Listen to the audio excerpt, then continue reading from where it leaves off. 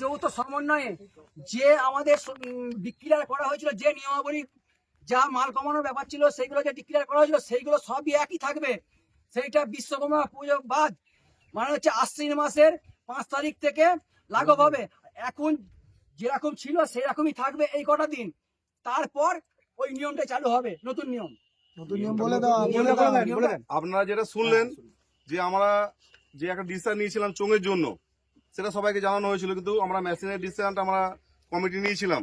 তো আমাদের কমিটির যে আমাদের যে মানে সদস্যরা আছেন যারা ব্যবসা করেন, তারা একটা কথা আমাদের জানালেন যে দাদা দেখুন আমার সমিতির নিয়ম সবই ঠিক আছে, কিন্তু সমস্যা হচ্ছে আমরা যে ভাড়া ধরেছি, আমাদের তো সিজন পড়ে গেছে, চৈত্র বৈশাখ জ্যৈষ্ঠ আষাঢ় শ্রাবণ, এইগুলো আমাদের হুগলি এবং বর্ধমান সমন্বয়ে এত ভাদ্র মাসের বিশ্বকর্মা পুজো পর্যন্ত আমাদের ধরা আছে ভাড়া। তো আমাদের রেটের সমস্যা হচ্ছে বা ভাড়া ক্যান্সেল হচ্ছে। তাদের কথাবার্তা বা তাদের যুক্তিতে যেগুলো বুঝিয়েছে, বোঝানোর কারণে আমরা বুঝলাম যে না, সিস্টেমটা তারা ঠিকই বলেছে। আমাদের নিজেদের একটা মেশিনে বেঁধে দেওয়াটা সেই সময়টা হয়তো ঠিক হয়নি। তা আমাদের দুই ডিস্ট্রিক্টের সমস্ত সদস্যদের নিয়ে আলোচনা করে এবং সমস্ত কমিটির আলোচনা করে আজকে এই সিদ্ধান্তে আমরা উপনীত হলাম যে আমাদের যে সিস্টেমটা রয়েছে, যেটা শুনেছিলাম প্রথম ভিডিওটা, সেটাই থেকে যাবে, খালি টাইমটা বাড়বে। যেটা আশ্বিন মাসে দেখা যাচ্ছে ভাদ্র মাসে বিশ্বকর্মা পুজো উপলক্ষে যারা মাইকটা বেরোলো, পুজো উপলক্ষে দেখা যায় 2 তারিখে বা 3 তারিখে মাইকটা ঢুকে এলো, তারপর থেকে কিন্তু বাজবে না। অর্থাৎ আশ্বিন মাসে 5 তারিখ থেকেই এটা লাগু হচ্ছে।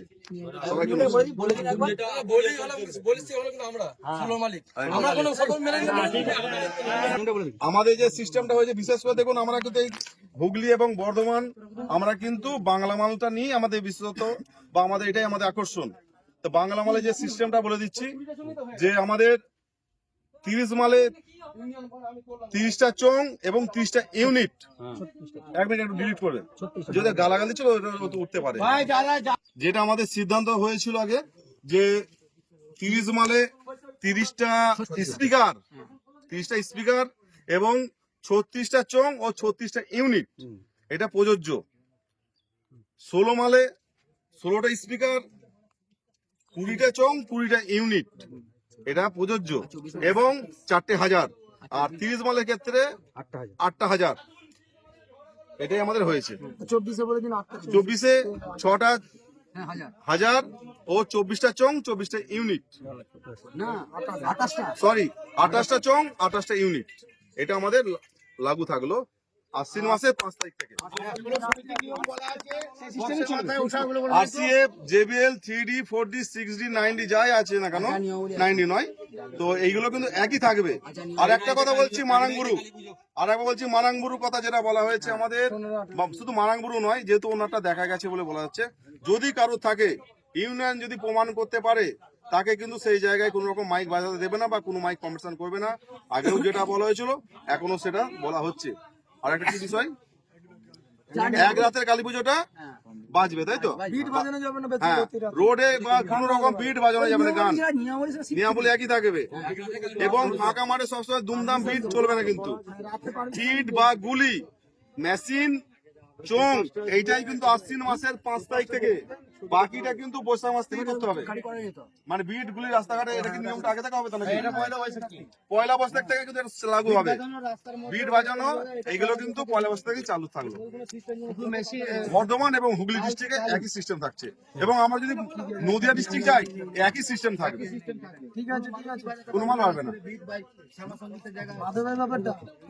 আচ্ছা, আমাদের যেটা সিদ্ধান্ত হয়েছে, খেপিমা সাউন্ড আপনারা দেখেছিলেন যে ইউনিয়নের নামে 2 ডিস্ট্রিক্টকে গালিগালাজ করেছিল, তো তার জন্য কিছু কিছু আমাদের জোন বা জেলা, তাকে আমরা বয়কট করার সিদ্ধান্ত নেওয়া হয়েছে, তাই তো? অবশ্যই। তো সেই বিষয়ে আমাদের রুহুলদা এই বিষয়ে কিছু কথা বলবে। জামালপুর ব্রাঞ্চ আমাদের যে সিদ্ধান্ত, কালকে আমাদের মিটিং হয়েছিল, সেই সিদ্ধান্ত নেওয়া হয়েছে ওকে জামালপুর ব্রাঞ্চে কোনো জায়গায় ভাড়া খাটতে দেওয়া হবে না।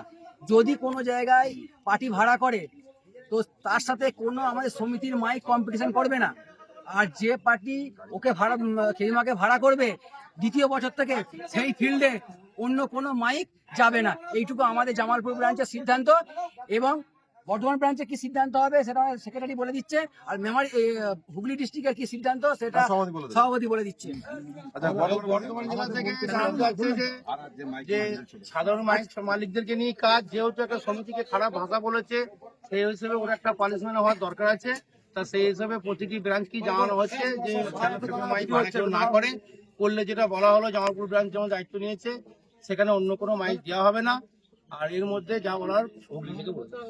আমাদের হুগলি ডিস্ট্রিক্টের সভাপতি সুনীল সিং মহাশয় এই বিষয়ে কিছু কথা বলবে। নমস্কার,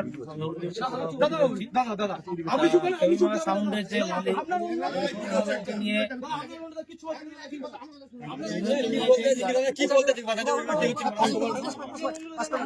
সিস্টেম নমস্কার, আমি হুগলি জেলার সভাপতি বলছি। হেভিমা সাউন্ড যে আমাদের সংগঠন ইউনিয়নকে যে গালিগালাজ করেছে বা ভ্রষ্টাচার বলেছে বা অনেক রকম কথাবার্তা বলেছে, সোশ্যাল মিডিয়ায় আপনারা দেখতে পেয়েছেন।